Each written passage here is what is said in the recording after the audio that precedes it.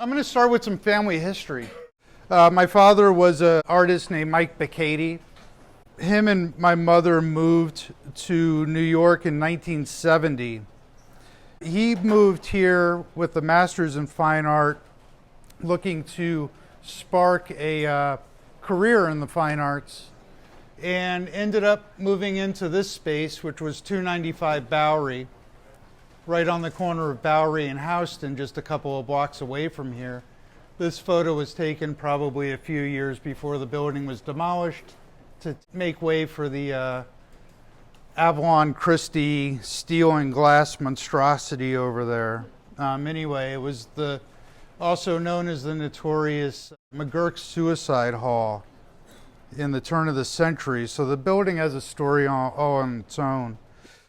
My father got his first tattoo at the age of 11 by a guy named Stitch, who was tattooing out of a trailer park down in Miramar, Florida, where he grew up.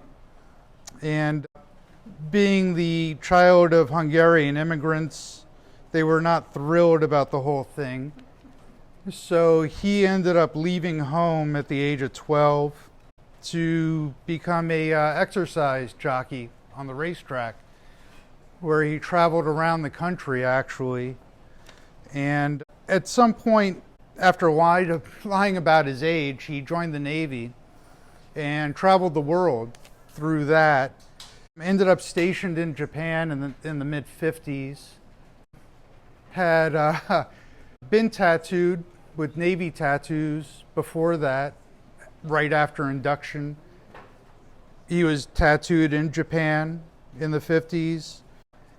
And that was his first introduction into tattooing and stuff. He was a grammar school dropout.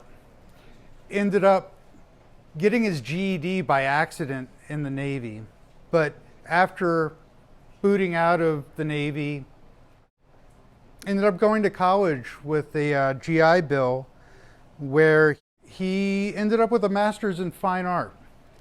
And that was out on the West Coast. So when he decided that he was going to pursue the fine arts, he moved his family out east.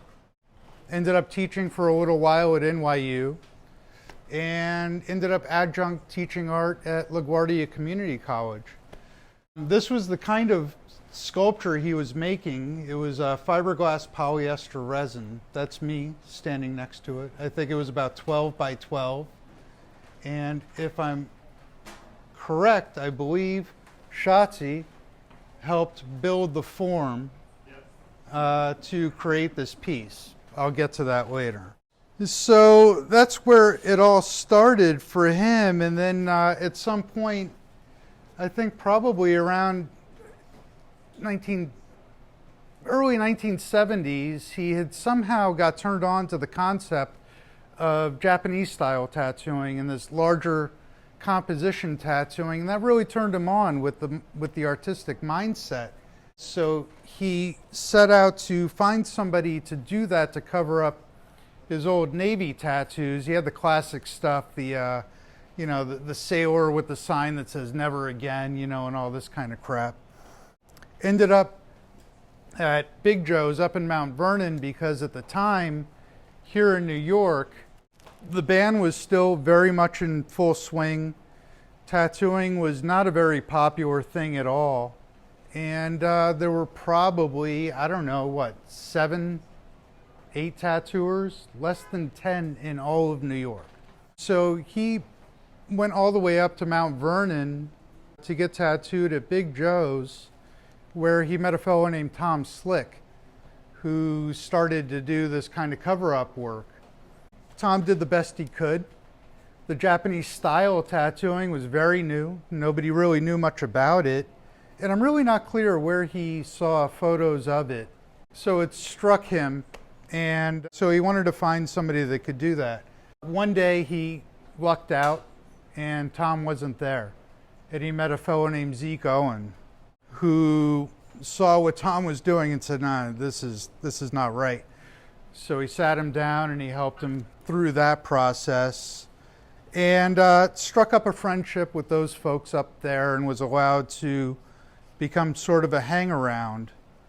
So around 75, 76, he sort of decided, well, look, this is a powerful thing, and this is drawing to me much more than the fine art thing, which he was actually gaining traction on, showing, selling, and actually has a piece, apparently, one of his sculptures, one of his fiberglass polyester resin sculptures in the permanent collection at the Guggenheim, which is pretty far out.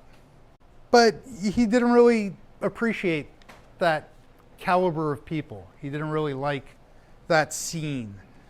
And the tattoo thing at the time had more mystery and power. And I think he really appreciated the kind of people he was dealing with more on that level, and the direct connection between the art and the buyer. You buy this, you own it. You have it the rest of your life. And that's a beautiful thing, right? So he decided that was what he wanted to try out, at least. He tried it out for a couple of years and was deeply humbled and decided at some point, well, this really deserves a lot more attention and a lot more respect, and walked away from the fine art thing and started pursuing a career in it. But he was having a hard time finding places to find equipment or anybody willing to help him with any information. And somewhere along the way, he ran into Ruth Martin, and I have a feeling that had to do with the fine art world, who hipped him to where to buy a tattoo machine. This was a big deal at the time. That's not to say that it worked properly. He was just able to buy it. So he bought some equipment through the catalog that Ruth hipped him to, much to the chagrin of my mother, because we were quite strapped. Through Ruth, he was able to get his hands on a catalog finally, because Big Joe wasn't going to share that for sure. In fact, I think he saw one on a counter one day, and Joe just grabbed it and said, "That's not for you." So anyway, so he finally got his hands on some equipment and, said, I got a master's in fine art, whatever, I could do this. And was immediately humbled. Anyway, there was no community. There was no tattoo community. It wasn't a shared experience. It wasn't a thing. There weren't this many people, especially in New York. He had 7 tattooers. It was illegal. Tattooing wasn't socially acceptable. It certainly wasn't academically acceptable. You were really on the fringe, and you really had to want it. But he did, and he kept going. I was about 4 years old when he really started. So he started working around the loft where I grew up and where he had his sculptor's studio. He took the place right up the block because it was about 4 times bigger than this, and it was perfect for the scale of work that he was doing. So he struggled with this, and he was trying to do that and everything, and really had to pick and make a decision. And he chose tattooing. This is Mike tattooing Mike Wilson in 295 Bowery. That was the old studio in the 80s. That's me tattooing my dad when I was 15. It's my first tattoo. God, was I scared. I started off my sort of semi-apprenticeship around the age of 10. I would clean the studio for allowance money, stuff like that. He had me mixing inks and things for him because you couldn't buy pre-mixed inks. That wasn't a thing. He taught me how to make needles, as poorly as they were, but he figured I could do a good job because I had little hands. And, finally around the age of 15, I decided, you know what? I think I kind of, this is real interesting. I mean, what's cooler than making art for a living, right? How fucking privileged are we? So that was a big deal for me. And so, I think it elated him. I think he was really happy to be able to share that with me. And I'm happy that I was able to share that with him. So we worked together from around 1986 till the lifting of the ban in 97, when we opened a shop together in 97, a couple of weeks before the ban was technically lifted. And so we were able to step out of the shadows, as it were, and be a part of things. At that point, I had been tattooing for a number of years, and I was lucky enough, probably because of payback's a motherfucker.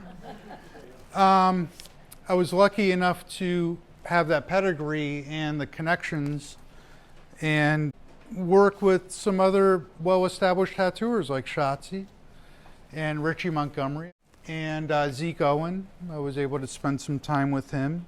And all of those things were very influential on me.